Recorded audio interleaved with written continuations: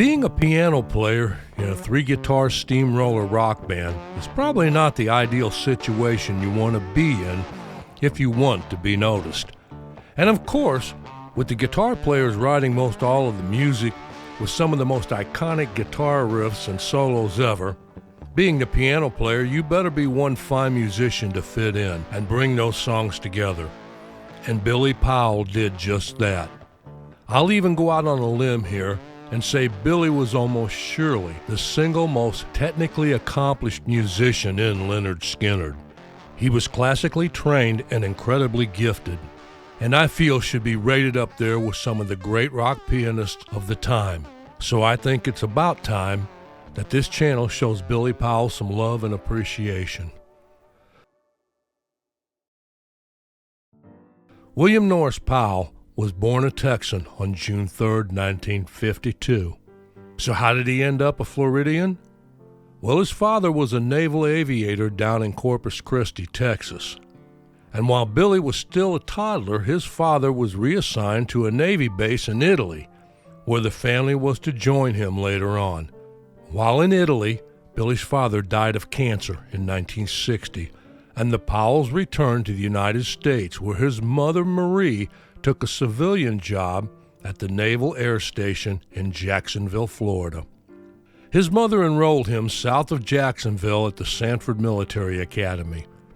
This was a boarding school, and it's where Billy started getting interested in music. He started taking piano lessons while down there, but quickly outgrew his first teacher. As I said, he was very gifted and could pick up on songs very quickly. Billy came back to Jacksonville, found another piano teacher, and started taking lessons and enrolled at Bishop Kenny Catholic High School, which sat on the side of a shipyard during the World War II. It was around this time he was to become friends with Roy Simpson, who in turn introduced him to another boy named Leon Wilson. They became good friends. After graduating from Bishop Kenny in 1970, Billy enrolled in Jacksonville Community College as a music theory major, and it was around this time he started helping the Lynyrd Skynyrd band as a roadie. Now, as to how Billy went from roadie to become their piano player, there's a few different stories out there, but the one told by Gary Rossington sounds good and is probably pretty close to the truth. Gary said, "Billy had been our roadie for a year or two, and we didn't know he even played piano. We just thought he was this goofy guy who helped us carry our amps around.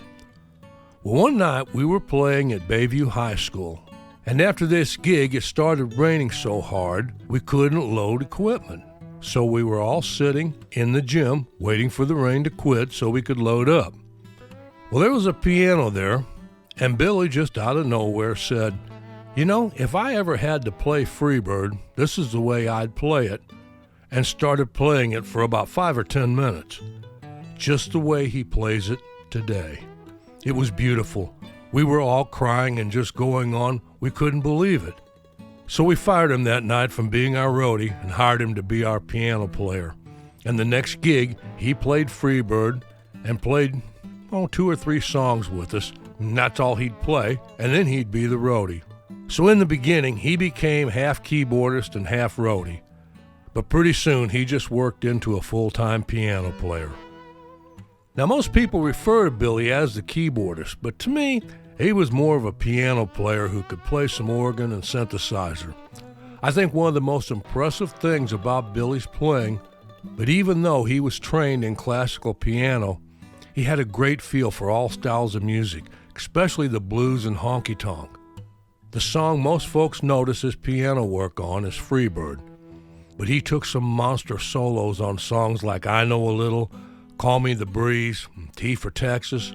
His playing on Tuesday's Gone and Sweet Home Alabama just pulled those songs together. So next time you're jamming out on some Skynyrd, just bend your ears a little bit away from those guitars and listen close to Billy. He was really a big part of the band and probably one of the best kept secrets of their sound. In the early years, Billy played the old Wurlitzer 44-key electric piano. Later on, after the band got big enough and would hire sound companies, he would start playing the Steinway 7-foot grand pianos.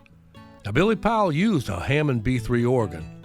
The one that was painted white can be seen on the back cover of the Lynyrd Skynyrd live album, One More from the Road. And as I said earlier, I considered Billy more of a piano player than a keyboardist, but he was no slouch on that B3. Listen to Tuesday's Gone or Simple Man. Billy just seemed to have a natural feel of how to work them songs and make them flow. On a live performance of Saturday Night Special in 1976, Billy Powell can be seen playing a Yamaha SY2, showcasing its use alongside its usual Hammond B3. If anyone out there can add more to Billy's equipment list, feel free to jump in the comments section and enlighten us some more on the subject. In the studio during recording sessions, it was said Billy used to sit down and just play the song all the way through, and then the producers would go from there. He had an amazing sense of timing and rhythm. And one last note here, that badass solo he did on I Know a Little, one of the engineers who was working there that day says that Billy doubled that solo. For those not familiar with studio work, it means that the solo was played back to him and he would play the exact same thing over the top of the first one. I think of this every time I hear that song, and it reminds me of just how great Billy Powell was. Billy was one of the lucky ones, if you could call it that, whose injuries sustained in the 1977 plane crash were minimal compared to most of the survivors. He had some bad cuts on his face, and his nose was half torn off, and he did get a broken kneecap. But on crutches, he was able to attend the funerals of his fallen bandmates. Billy was the first member of the band to start playing again after the crash. He played on a couple of albums for 38 Special a few years after, and would get in a band with his old friend and bandmate Leon Wilkeson and drummer Artemis Powell, and the band was called Alias. They'd release an album called Contraband, but it didn't do much at all. When after Alan Collins and Gary Rossington decided to put their group together, Billy was there all through that project. Then after Gary decided to leave, Billy stayed on to work with the Alan Collins band. And in 1985, he would get into a Christian rock project called Visions. Again, Billy would be in that group with his old friend Leon Wilkeson.